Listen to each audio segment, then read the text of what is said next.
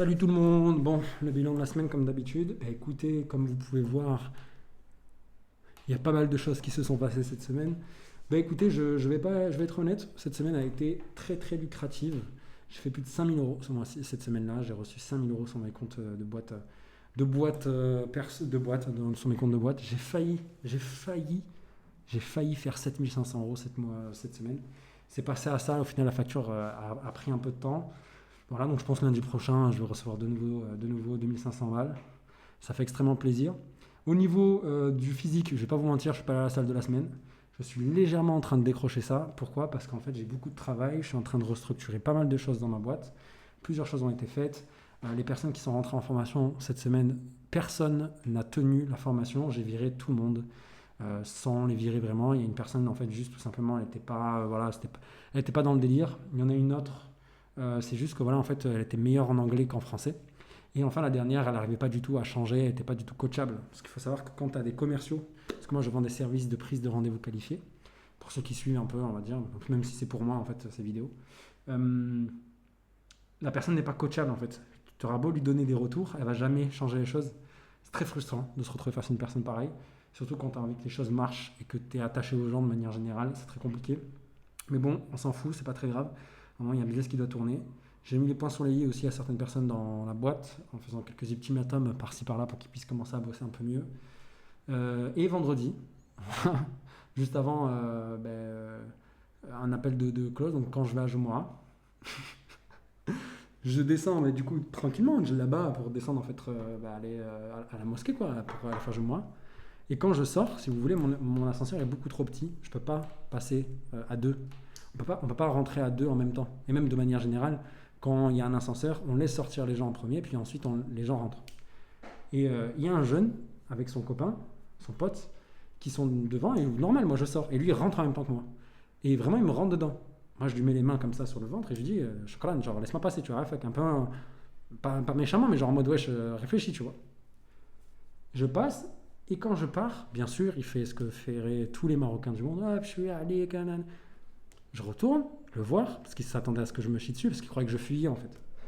Je reviens, je me mets en face de lui, je le prends et je le remets dans l'angle là où il était.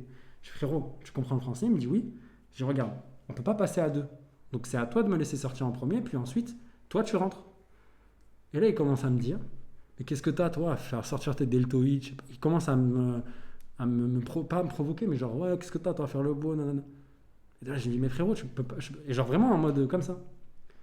Et vous savez, quand le ton monte de manière générale, il y a quelqu'un qui est rentré dans le bâtiment, il a vu que ça commençait à chauffer entre moi et lui. Et il a appelé la sécurité, parce que j'ai une sécurité en bas du bâtiment. La sécurité vient et il sépare, parce qu'il ne veut pas que ça parte.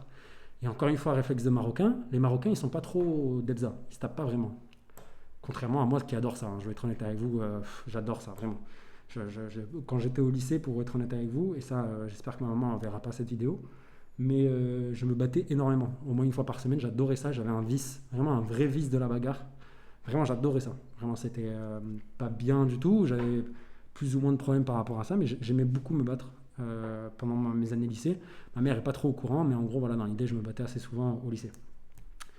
Et dans l'idée, c'est que je me retrouve dans une situation où, en fait, au Maroc, quand ça sépare, les gens, ils font encore plus de bruit, tu vois, ils se sentent enfin, je sais pas comment t'expliquer. Et il vient, il commence à me provoquer en mode, et moi, à ce moment-là, je dis, mais tu vas faire quoi en fait? Genre, qu'est-ce que tu vas faire en fait? Tu fais le beau comme ça, qu'est-ce que tu vas faire? Et au moment où les agents de sécurité comprennent qu'en fait, moi, je suis très sérieux, que je vais lui rentrer dedans, donc si vous voulez, ça monte, ça monte, ça monte.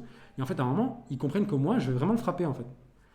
Et je m'avance, et là, en fait, les agents de sécurité, ce qui est normal, ils sont là pour faire figuration en vrai de vrai. Tu vois, on voit qu'il y a des agents de sécurité, du coup, on va pas voler le bâtiment. En gros, ils servent juste à ça, c'est dissuasif plus que des vrais agents de sécurité. Et surtout que les pauvres, je peux comprendre qu'ils ne sont pas payés pour séparer deux jeunes qui sont en train de s'embrouiller dans un cage d'escalier. Petit détail de l'histoire important, ils étaient deux, n'oubliez pas ça. Et moi, du coup, je me retrouve dans une situation où, en fait, les agents de sécurité, d'un coup, s'escartent et je me retrouve face à lui. Et je dis, maintenant, on fait comment, tu vois, en gros? Je fais maintenant, et voilà, ils vont pas séparer, qu'est-ce qui se passe maintenant? Et je vois, il fait rien, tu vois. Il bouge pas, il essaie pas de me frapper, bref, il fait rien, il fait pas grand chose, il parle beaucoup juste. Et à un moment, il commence à monter, il continue, et à ce moment-là, j'ai pété un plomb. Je suis vraiment devenu fou à ce moment-là, parce qu'il faut savoir que moi, il y a une durite qui pète en général. Je le prends, je le plaque contre le mur qui est en face qui est proche de l'ascenseur, et je le monte, et je le jette sur des escaliers qu'il y a juste en face de mon ascenseur. Et quand je fais ça, moi je cours vers lui et je commence à lui piétiner la tête sur les escaliers en gros dans l'idée. Donc je monte vraiment, je suis en djellaba, hein. Sachez que tout ça c'est en djellaba avec mon tapis de prière sur l'épaule. Je vais à genoux, hein, n'oubliez pas ce détail. Et je commence à lui piétiner la tête sur les escaliers, tu vois. Et en fait il est choqué, il s'attendait vraiment pas à ça, du coup il se défend pas vraiment. Et là par derrière je sens ça, tac, ça commence à me tirer, et je me dis c'est la sécurité. Et je me retourne, et au moment où je me retourne, son pote par derrière il me met une pêche dans l'œil. Je vois un flash blanc, je me rends compte de ce qui se passe, je vois que maintenant en fait je suis 2 contre 1. Et là du coup j'arrête de piétiner le premier, donc je vois, vous vous doutez bien dans l'œil, surtout avec ce que ça m'a fait, j'ai eu un gros flash blanc, donc je voyais plus de cet œil là. J'avais comme un décrépitement blanc, pour ceux qui ont déjà pris des patates dans l'œil, ils savent très bien de quoi je parle. Je recule et tout, je sors un peu de la cage d'escalier pour avoir plus d'espace, et je me retrouve dans le couloir face aux deux. Et là à ce moment-là, moi de mon réflexe d'habitude, en fait ce qu'il faut faire, c'est dans les moments comme ça, je vous donne un conseil, si un jour vous êtes en infériorité numérique dans un combat, il y a toujours un leader dans le combat, toujours. Toujours une personne qui va lancer l'assaut en premier parce qu'il se sent en confiance, il sait que ses 2 potes sont à côté, 3 potes, 4 potes, on ne sait jamais. Et cette personne-là, il faut la laisser venir à vous. Et pendant son échange, parce qu'elle stresse beaucoup plus que vous, sachez-le. Parce qu'en fait, elle ne serait pas battue sinon, si elle n'aurait pas été avec ses potes. Donc elle stresse beaucoup plus que vous. Vous devez marquer une distance, et au moment où elle charge, vous avez une ouverture normalement pour remettre une droite et le coucher. C'est en général très souvent comme ça que ça se passe, parce qu'en fait, de nerfs, il va venir en courant comme ça, il va ouvrir sa garde comme pas possible, et vous, à ce moment-là, c'est le moment en fait pour entrer en fait dans l'art, il va tomber net, normalement, si vous tapez bien, normalement, il va tomber net, KO, et là, à ce moment-là, ses potes derrière, ils vont être choqués de l'action, parce que comme c'est le leader, forcément, ils disent comment il a tapé le leader, tu vois. Et moi, j'attends, donc moi, je suis prêt, genre, je suis là, en plus, je leur dis yallah, yallah, comme ça, je leur faisais, genre, venez, venez, tu vois. Et j'attends, ils partent pas, ils veulent pas se lancer, tu vois, les deux, en plus, les deux, c'est en face de moi. Allez, vas-y, allez, genre je le faisais, allez, tu vois, genre comme ça je faisais. Et rien, ça vient pas. C'est moi qui avance en premier, et il y en a un des deux qui vient et qui laisse son pied, on va dire, très en avant, sa jambe très en avant. Et moi d'indication, qu'est-ce que je fais? Je commence à regarder, je les regarde droit dans les yeux, donc ils s'attendent à ce que je leur frappe le visage forcément, parce que voilà, dans leur tête, ils croient que c'est les MMA, on tape que dans la tête, tu vois. Et là, à ce moment-là, ce que je fais, c'est que je dis, je vais essayer d'en faire tomber un en le balayant, tu vois, en le prenant le low kick et en essayant de le déséquilibrer, pour qu'il tombe, et comme ça, au moins, il y en a un au sol, et au moins, moi, derrière, je peux attaquer un deuxième. Et au moment où je fais ça, j'envoie mon coup de pied, il trébuche, et je pense qu'il tombe. Vous voyez ce que je veux dire? Genre, quand tu sais que tu as bien tapé, et que le gars, il commence à trébucher, et là, tu dis, c'est bon. Donc, je saute vers le premier, sauf qu'en fait, ce qui s'est passé, c'est que j'ai mal chopé le timing de son bouncing comme ça. Je ne l'ai pas pris quand il était en l'air, je l'ai pris quand il avait le pied posé. Ça veut dire qu'il avait encore un peu d'appui. Et là, à ce moment-là, je sème complet, je me rends compte de mon erreur, et là, à ce moment-là, je cours vers le premier, je peux pas, j'ai perdu main. Dans le sens où je viens, et je sais que là, en fait, il va se retrouver derrière moi, le gars, le deuxième, et du coup, je vais forcément manger des coups. Mais j'y vais, je fonce, j'essaie d'en mettre 2-3, tac, tac, je touche un peu par-ci, par-là, je mets un coup de genou aussi dans l'histoire, et je recule en me disant, j'ai attaqué le truc, et après, je pourrais reculer, voir le deuxième, du coup. Et là, je prends un peu d'élan, je ne m'attendais pas qu'il allait se retourner aussi vite. Et je me retrouve dans une situation où en fait, je suis un peu collé à la porte de l'ascenseur. Et là, il y a un blanc, plus personne parle. Le gars en face de moi, il comprend, il regarde à côté de moi. Et en fait, je comprends que l'autre arrive par derrière, pareil, en traître toujours. Et là, il vient, il me met une droite en voulant me mettre KO par derrière, en me tapant la mâchoire, il me frappe le cou. Il s'est même pas visé. Bref, je prends le coup dans le cou, quoi, ça me fait pas si mal que ça. Enfin, avec l'adrénaline, tout ça, on sent pas vraiment. Et je recule. Et à la fin, les agents de sécurité leur ont dit de monter. Et ils n'ont pas dit grand-chose, enfin, ils se sont surtout chiés dessus. Parce que franchement, à deux, là, fallait sauter, quoi. Et ils l'ont pas fait. Et donc, du coup, voilà, c'était une petite histoire de bagarre. Rien de plus déconnant, j'ai envie de vous dire. Donc voilà, ça a été ma semaine. Après, je suis parti, hier, c'était samedi.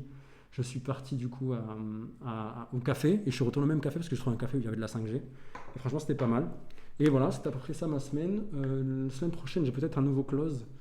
J'ai pas mal de rendez-vous de Discovery aussi, donc ça a pas mal signé. Et en fait, je me suis dit que j'allais commencer à partir à la salle le matin, à la ouverture, mais en fait, je pense pas que je vais y arriver. Donc, ce que je vais faire, c'est que je vais repartir sur mon horaire de sport à 11h30 comme avant, et pas mal de choses ont changé. Première chose qui a changé, c'est que maintenant, je fais les appels pour tous les nouveaux clients qui rentrent. Je fais les premiers appels. Déjà, d'une, ça me permettra d'être beaucoup plus rentable, et de deux, ça me permettra aussi de créer, de montrer l'exemple et de créer en fait des scripts qui permettront d'avancer. Mis à part ça, qu'est-ce qu'il y a? Nouveaux outils de prospection qui sont en place. Normalement, il n'y a pas trop de bugs, ça devrait bien fonctionner à partir de la semaine prochaine, de cette semaine. Et mis à part ça, j'ai pas grand-chose de plus à dire. Voilà la vie d'un entrepreneur, j'ai envie de vous dire. Et pour ceux qui ne me connaissent pas, moi c'est Wise Aspirant. En 2023, j'ai pété un plomb. J'étais très déprimé, très gros.